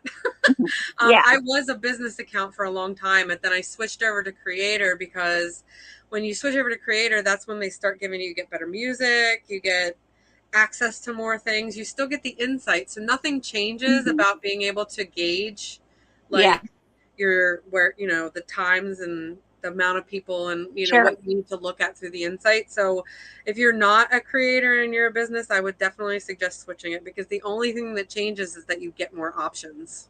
But yeah, I don't know. I don't know. Like they used to say it was 10,000, but it just depends on how well you're doing, honestly. Yeah, and there's so many different algorithms. It's like I always wonder how the algorithms interact with each other and what kind of influence they have on. It's a big math thing that I don't have I do not have the brain space. It's like there's people on Instagram that do that. Like they know how to all work. So I listen to what they have to say and then I just apply it. Basically it's just finding your thing. It took me a year and it was just a random tutorial and then it exploded into this thing that I wasn't trying to do that, but I'm happy about it. Right. But it took me a year to find the thing that people who were following me wanted, and apparently the thing is tutorials. So that's my thing. And that's a thing that we all love. I mean, we're always wanting to learn new stitches and I need to get better in tutorials. I just got hired as a teacher, worked my first day Thursday and survived. Yay! That's great news. Yay. What grades are you teaching, Rita? Congratulations. That's exciting. Okay, 6th grade at charter schools, mostly 11 and 12. That's a good age, I think, because they're not quite teenagers. Yeah. That's what my daughter Brandy teaches 5th grade. And they can wear her out some days. I don't know how the preschool people do their thing. Preschool and kindergartners, those teachers, women or men, those people are saints. Because I have a hard time with just the one. I have 7. But you're a stronger woman than I am. I also started later, so to be fair, if I was 10 years younger, like if I was in my 20s when I started having kids, I might have had like 2, maybe. But I was 35 when I had my daughter, so. Okay. See, I had my last one when I was 35. He's 16 now, but I'm also crazy, and I have lots of meds that I take that help. My sister has 8, so. And I think at some point, like it just. Oh my gosh. Because the older ones can start helping.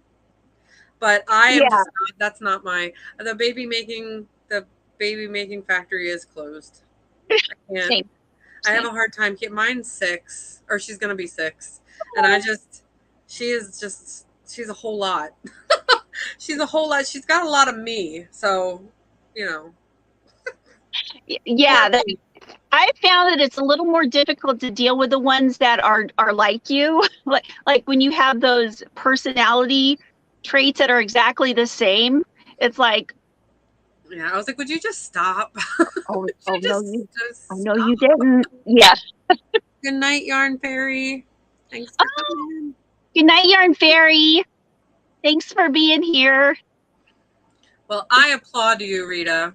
I like teaching adults. I like teaching adults how to knit. I taught fourth grade over 15 years and loved it. Middle school before that for 12 years. That was tough. Yeah, middle school. I think the teenage years is just, I am not looking forward to it. Oh, the high school transition to college. You mean, Kim? Like the ones that are getting ready to go off and venture into the world. It's a lot easier when you can rationalize with them, I think. When they're in that 13 to 15 hormonal nonsense. Trust me, I was one. I know. My daughter is not going to be able to get away with a lot. I feel bad for her. Yeah. I've done it all. Me too. Let's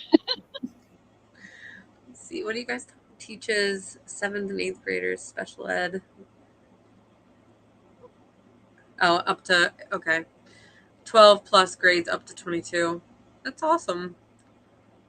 Yeah. Let's see. Yeah, that's fun. That's awesome. Mm-hmm. Teachers are amazing. Y'all deserve awards. Teachers are amazing. They really do a good job. I don't think they get enough credit or enough pay. No, not at all. I just need it. Oh, well, you can share all the good news you want with us. I'm very happy for you. We love good news. Good news is sorely needed in this day. Yeah, that's for sure. Oh, I was gonna say I love all your ink. I love all your tattoos. My tattoos, yeah. This is my cornucopia. It's like a garden. It's unfinished. I love it. Finish it. Yeah, I have let me think here. 1, 2, 3, 4, 5, 6, 7. I have 7, and I have plans for more.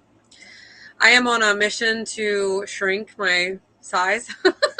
I don't like calling it losing weight or being on a diet. I'm just like changing my habits because I want to get a mommy makeover. This is what I say. I want to have to use less yarn to cover my body. Plus, it'll take less time to make if I have to use less yarn to cover my body. Precisely. So, I mean, it really is all, when it comes down to it, it is all about the yarn.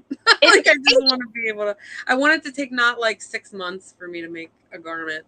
Yeah. But where I was going with that is I want to get a mommy makeover, and then I have like plans for here. Oh. I want to get my Crafty tattoo here.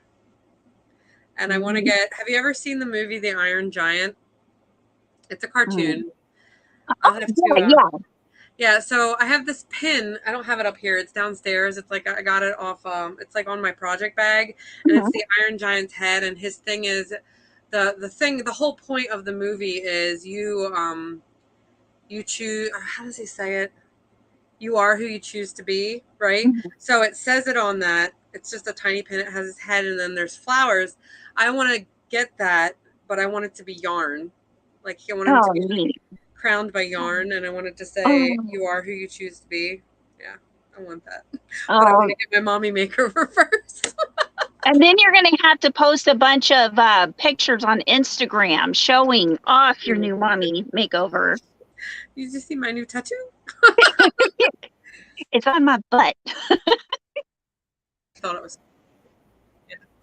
Yeah, no, I don't have any back there. I have 2 on my back, or 1 on my back, 1 on my neck, and then my arms, and 1 on my leg. So, but yeah, that's my whole future. What's that? It's a rose. I need to get it redone and colored, but it's mine and my husband's wedding rings, so we don't lose them ever. My husband lost his twice. He's real thin, so like the ring never really sat right, and he would always have to wash his hands. And then we were at a party one time, and I brought it because I thought the second one, he lost the first one because of that, and then the second one, I saw it at home, and I went back to the party and I brought it to him, and he lost it because he was drinking. Oh no! And I was like, I was trying to do a good thing. I thought you forgot it. So technically, the second one was my fault. Yeah, it happens. High school and college and career readiness. I got to reconnect with some graduates yesterday. That's awesome. My husband actually reached out to one of the teachers he had at Berks Technical Institute. Like, that the teacher had like really like been there for him through some tough stuff, and they lost contact, and he actually reached out to him, and they might get that's really neat. decided. But yeah, that's awesome when you get to see the fruits of your work. Yeah, for sure. For sure. My husband is covered with ink, but I already have cover-ups planned for a few that he got from a very misspent youth. See, I only have one that I regret. And I don't and when I say I regret it, I don't really regret it. It's just not, if I had to make the same choice today, I would not have chosen that. It's on my leg.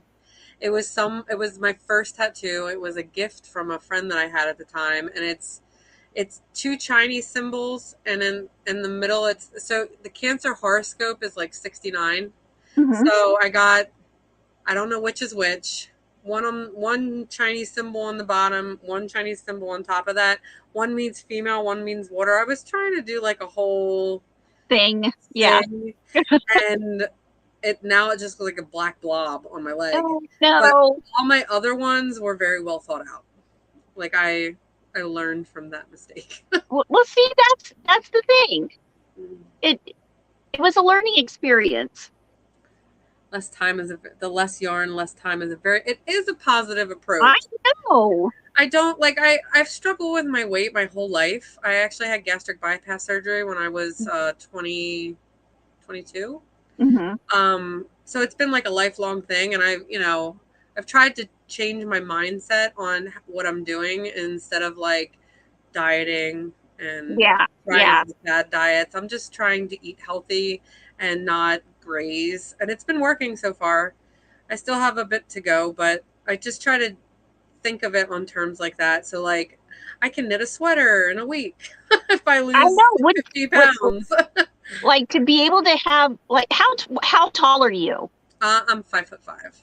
So. Okay, I'm 5'3", and I think if maybe I walked enough and didn't graze enough, maybe I could have only have to crochet a small. Wouldn't that be great? Or even a medium. That would be so great instead of like extra large. Yeah, I have to do 2X is usually my size range. So it takes I want to do more garments. I just hold on, this light's getting weird because the sun's going down. Oh, the sunshine, yeah. And I don't have a curtain. A little better, a little worse. All right, I'm just gonna have to look blown out, guys. Sorry. It's all good. Oh, kitten snuggles.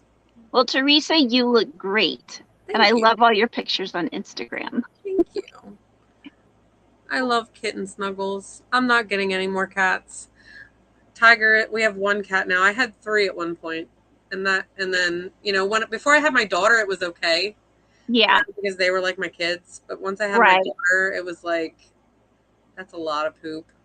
That's a lot of poop. It's a lot of poop.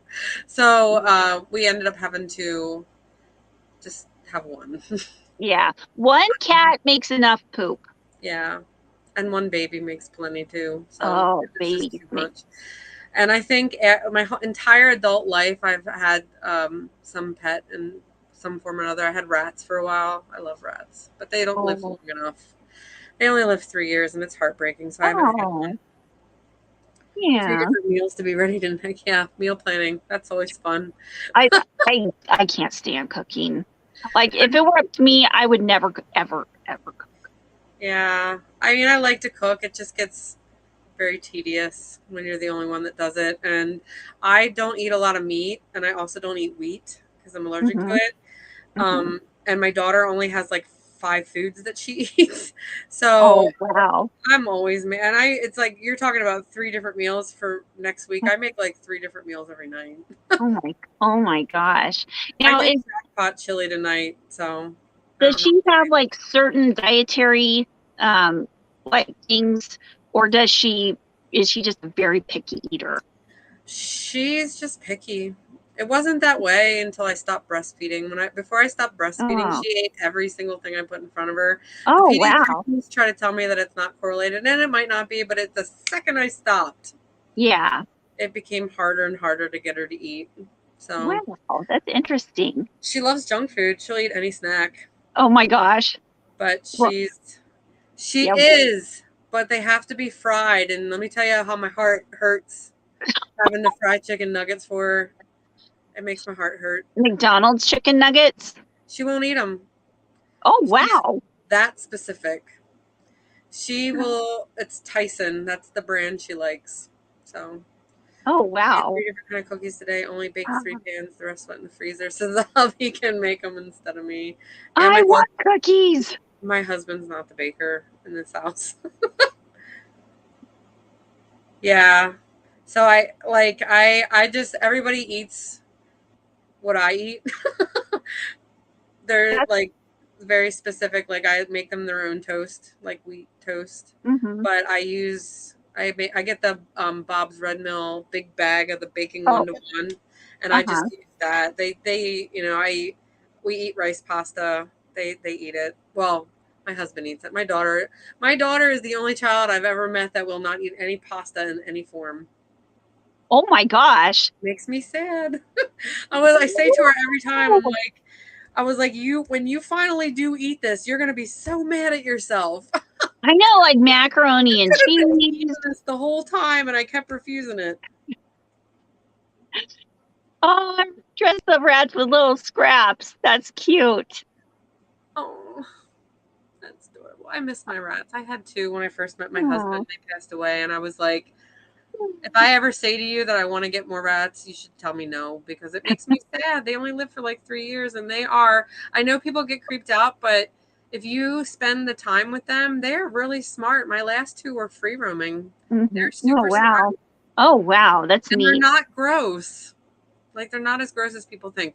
The pet Well, ones, anyway. The ones you find on yeah. the street, that's a different story. But if you buy them from like people that breed them, Mm-hmm. they're not gross. That's so sad. Pasta is a great food. It's Well, so sad. I love macaroni and cheese. They are smart. See, we're on the same page, Kim. See, I have a rat tattoo.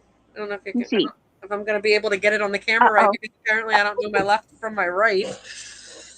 Oh. This is a tattoo I got when I turned 30. My Oh, best friend that's in really New York actually has the same one on her left arm. So when we put our arms together, they're blowing it's like oh, a dandelion seeds. So that's really neat. yeah, that was my 30th birthday present from her. So Oh, I love that. rat tattoo. You're so funny. I love that play on words. Tattooing. Oh, I know. We had HelloFresh for a while. I want to do that, but I had for the longest time. What's the fruit and vegetable one that was real big for a while there? I was doing that, but we were like wasting a lot of it, so I stopped it. So, but I've heard a lot about HelloFresh, so I'm thinking about it. Yeah. I have Aw. very picky eaters. I come from a family of big eaters, not picky. Yeah. It was a very big shift in the way that I cook when I married my husband, because I always joke, like the nursery rhyme, Jack Sprat can eat no fat, his wife can eat no lean. That is us.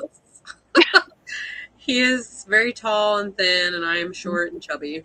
That's how we are. Misfits, yes, that's the one, Kim. Misfits. I got that for a while, and I was the only one eating it, so it kept going bad. And I was like, you know what?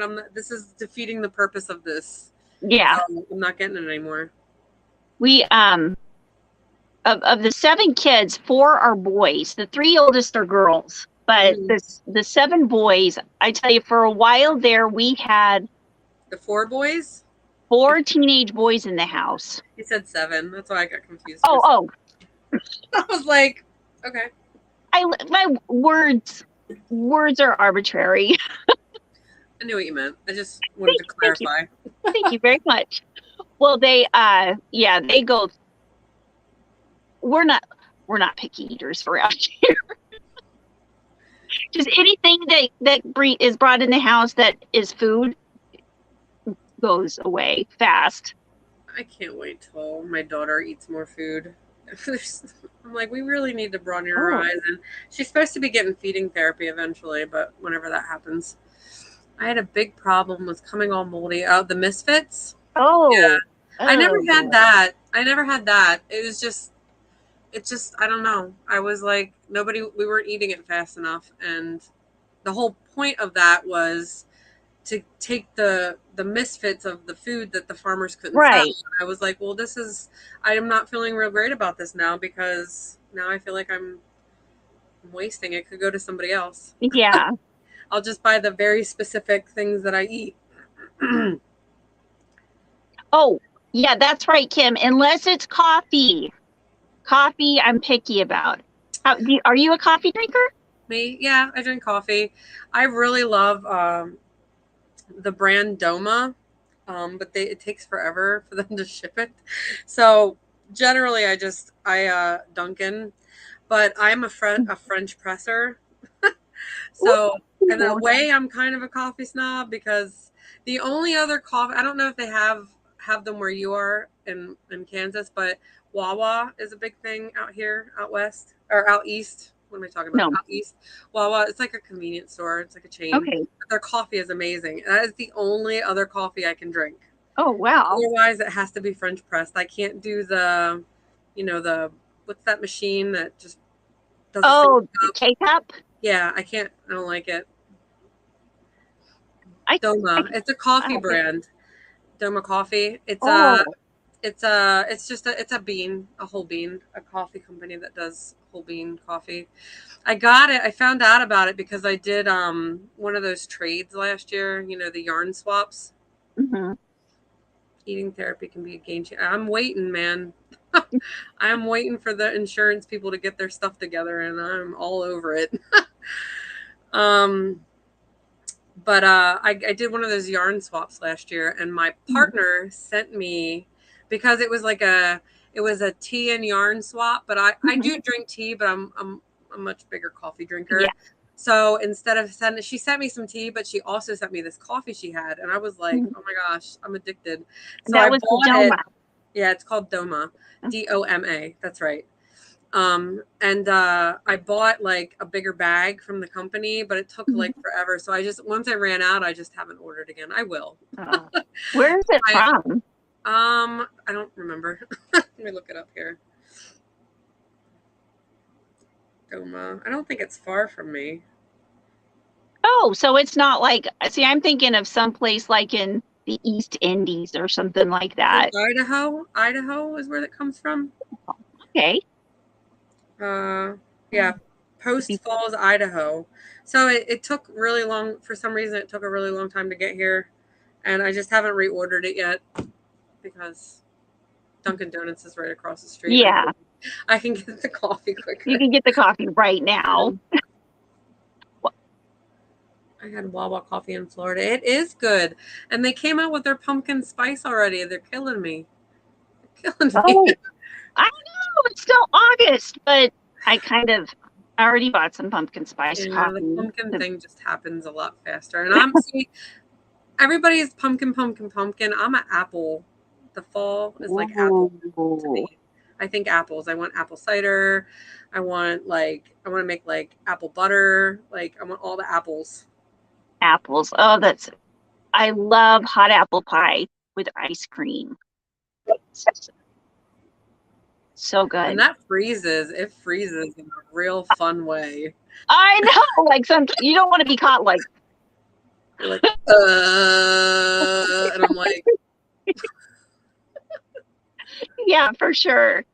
Oh, Jess, we are growing tomatoes, onions, cucumbers, squash, and radishes in the house for winter. At least, oh, that's awesome. Yeah, those would be fairly easy to grow inside. You have lights, like the lights. I love homemade applesauce. When we first moved into the house that we're in right now, I was a canning queen. I made so much applesauce. I went to the local orchard and I bought all their seconds, and it was so good. I made apple butter, applesauce. I should do that again. See, I do like pumpkin spice, but it's just not my, like when it turns to fall, that I just want the apples. Give me all the apples. Yeah, I remember when I was a kid, gosh, until I was 14, we had apple trees, pear trees, peach trees, and this time of year is when it's picking time. Have you ever had peaches from Georgia, like legit fresh peaches from Georgia? No. Oh my gosh. I went on a road trip once, and Wow. it is nothing like the ones they send up here. They're so good. I want Georgia peach. Like, it's got to be like from the stands on the side of the road, fresh. Yeah. Oh, I Not the ones you love. buy in the grocery store. You got to get from the farmers that are on the side of the road. It was like the most delicious thing I ever been into. Yeah. Well, we had made my way back down there recently, so we had Arkansas peaches. So I mean, it's south, not as far south as Georgia, but they were good. Oh yeah, Lori. Doctor, see, that's the thing I don't like about maybe like Folgers or other coffees. Like, you have to doctor them up too much because that's why I French press. Yeah, it's even with the Dunkin', like the French press, the oils stay in there, and it just. I'm not a black coffee drinker. I have cut way back, but it's just something about it. We got it just to mess around, like way back when we first got together. We were like, oh, let's try this French press thing, because the counter space in our old place was like, there was none. It was like this little space next to the oven, and that was it. And I was like, well, I need coffee. And he was like, well, we don't have room for that. So we bought a French press and started messing around with it. And it definitely tastes better. Yeah. It takes a minute to adjust to it, but it's definitely different. And you have to make sure to get the coarse ground coffee with a French press. Well, that's why I get the whole beans, and we have a grinder. Yeah. Oh, that's good. So I'm definitely in the coffee snob category. Yeah. Coffee snobs unite. What'd you say? Oh, you're making my mouth water, Kim. Knock it off. Oh, warmed by the sun peaches. And they just, when you take a bite of them, they just dribble down to your. I love, have you ever cut peaches up and like dip them in brown sugar and then warm them in a pan? With ice cream, vanilla ice cream. So good. Now I really want to do that. This is why I can't lose weight. Everything's so good. Have you ever had peaches with fresh cream, like 100% heavy cream, and then a little bit of amaretto on it? No. But I might need to. I know. No, there's just no room for a coffee maker, Kim. Like, we had no place to put it, and like no cabinets to speak of. The place we're in now we could, but now I'm like addicted to French pressing. Yeah. So the French press is just like this little like canister with a thing. So it can go in the cabinet with the coffee cups. We taught Kim how to make coffee in a French press here on one of our Saturday morning lives. Oh. For some reason or another, she wasn't able to use her coffee pot, so she had to use the French press. It's not hard. You just gotta like push real slow so the grounds stay where they're supposed to be. Yeah. But I've been through so many different French presses. I refuse to get any French press that has any piece of it that's glass. Oh, that is a recipe for disaster. Well, that's true. But I do like it because you can see what's going on in there. Yeah, but I'm a klutz, and I have like slippery. I have butterfingers, so I've broken my fair share of the glass ones. So I was like, you know what? I don't need to see it. Yeah, I don't need to see it. Minus the amaretto. That's how my grandmother always gave me peaches when I was a girl. Cinnamon. Ooh, cinnamon and brown sugar would be so good. Oh, that sounds so good. Oh my gosh. Ooh. Peach cobbler. Oh my goodness. Apple crumb. Yep, that's my jam. Oh, peach cobbler, apple crumb. They're pretty much the same thing. You just put like a lot of yummy stuff on top and then bake it. Well, I like doing the oatmeal crumble with the oatmeal with brown like sugar butter and flour. Yeah, yes. The kitchen had a fire. Wait, what? I missed something. Oh yeah, Kim's kitchen had a fire. She didn't have a stove anymore. She didn't have a coffee maker. And she just recently got a new stove. Oh my goodness. I had no oven for like 6 months, and it was the most horrible thing ever. I'm glad that you have a new oven. Yeah. I'm sorry to hear about your fire. I know. That must have been scary. Yeah, the I worst just got a thing new ever. rabbit hole. What's your new rabbit hole, Lori? Oh, and it was delivered to your house. Ooh. Oh, Lori says, be right back. The peaches on my counter are asking for the warm brown sugar treatment. Oh, yeah, now I need to go to the store and get some peaches. So good, and it starts to like, you know how like brown sugar starts to like bubble and like. Oh, yeah. I need to get some peaches at my next grocery shop. Kim really upped her grill game in the past month. Sure you did. Sure you did. You get to do a lot of things on a grill. If you get like a fire, one of those pizza stones, you can totally cook a pizza on the grill. Yep. That's Yep. something I learned this year. Ooh, a double wall oven. Now what's a double wall oven? Getting a new stove tomorrow. Is that got like better convection? Is that like convection? The double walled one? That's different, right? I don't know. I didn't know there's different kinds of ovens. Well, there's like the traditional oven that like blows, you know, the hot air, and then there's like kind of like the toaster oven, which is more convection. Oh yeah, yeah. Ooh, cook Thanksgiving dinner on a grill. I bet you could. Where there's a real, you can get a cast iron pot pan and with a cast iron lid and do it that way. I've seen people. You know what? Oh, 2 ovens. When he's saying double wall, he's talking about a stacked. 2 ovens. My mom had one of those. That's really handy for Thanksgiving or any big dinner, or even like if you have to cook.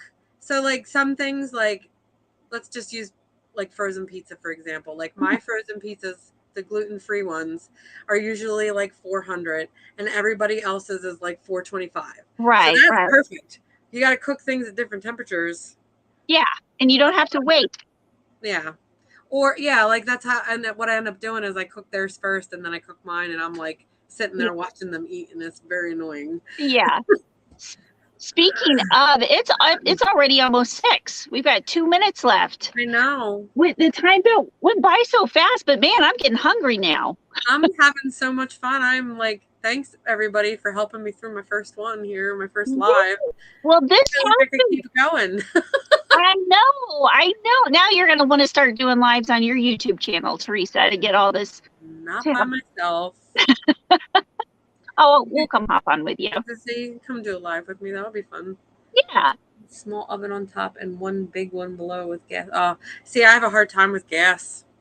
I get really frustrated when I go to my mom's. It's just like, you gotta like, it's a whole other thing. You gotta like really turn down the heat. And it's not like I turn up the heat on high. I'm like a medium heat. But when you go to cook on gas, everything's just so much faster. It's like cooking on a fire. Kim.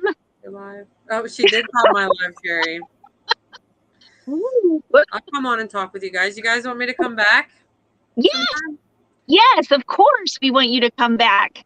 Oh, tell us what you've got going on. Do you have anything coming up or going on your Instagram? Well, I mean, not particularly. I'm just working on building up that stuff for subscription. So if you guys want to subscribe for the full demos, that would be cool. Okay. CMYK Play is every week. That's on YouTube, and that's where sorry. My husband's medicine alarm was going off. CMYK is what I do is I take the primaries, cyan, magenta, yellow, and black, and I give myself 3 tries to meet the color of the week. And like by mixing them, I try to mix the colors to get close to the color of the week. So that's something I do every week, and it's fun. So you guys should check that out. yeah, for sure. Definitely. But yeah, over on Instagram, basically, I'm just doing the demos. So you guys hop on over there. I got a lot of stuff going on with the demos. All Let's right, throw Dad. yarn in your window after the live. Thank you, Kim. I'll give you a follow back. Yay. Yeah, Well, thank you guys. Yeah, thank you so much for coming on. I know it's kind of you rallied really fast and came on here. I've asked like what 5 days ago. Yeah, it surprised me. Nobody. I mean, this is the first time anybody's ever asked me to do this, so I was very honored. And even it did seem very last minute, but it's all good. I pretty much my whole business plan is to go with the flow. So. And that's how I am. I'm a fly by the seat of your pants person. I'm not a planner. Pretty much everything that I have going right now was like, oops, I could do that. Yeah. People like that. Let's keep doing it. Yeah, we'll just keep doing it. Well, we all had lots of fun tonight, so I'm sure you'll see lots of us over there on Instagram. Yes. And you're on YouTube. And have a wonderful night. Thank you everybody for coming to the show. And everybody who's watching in the replay, go over and check out Teresa's YouTube channel. Check out our website for yarn and check out Instagram also. Thank you, everyone. All right. Everybody have a good night. You have a good night too, Teresa. You too, Ginger. Thank you. Bye-bye.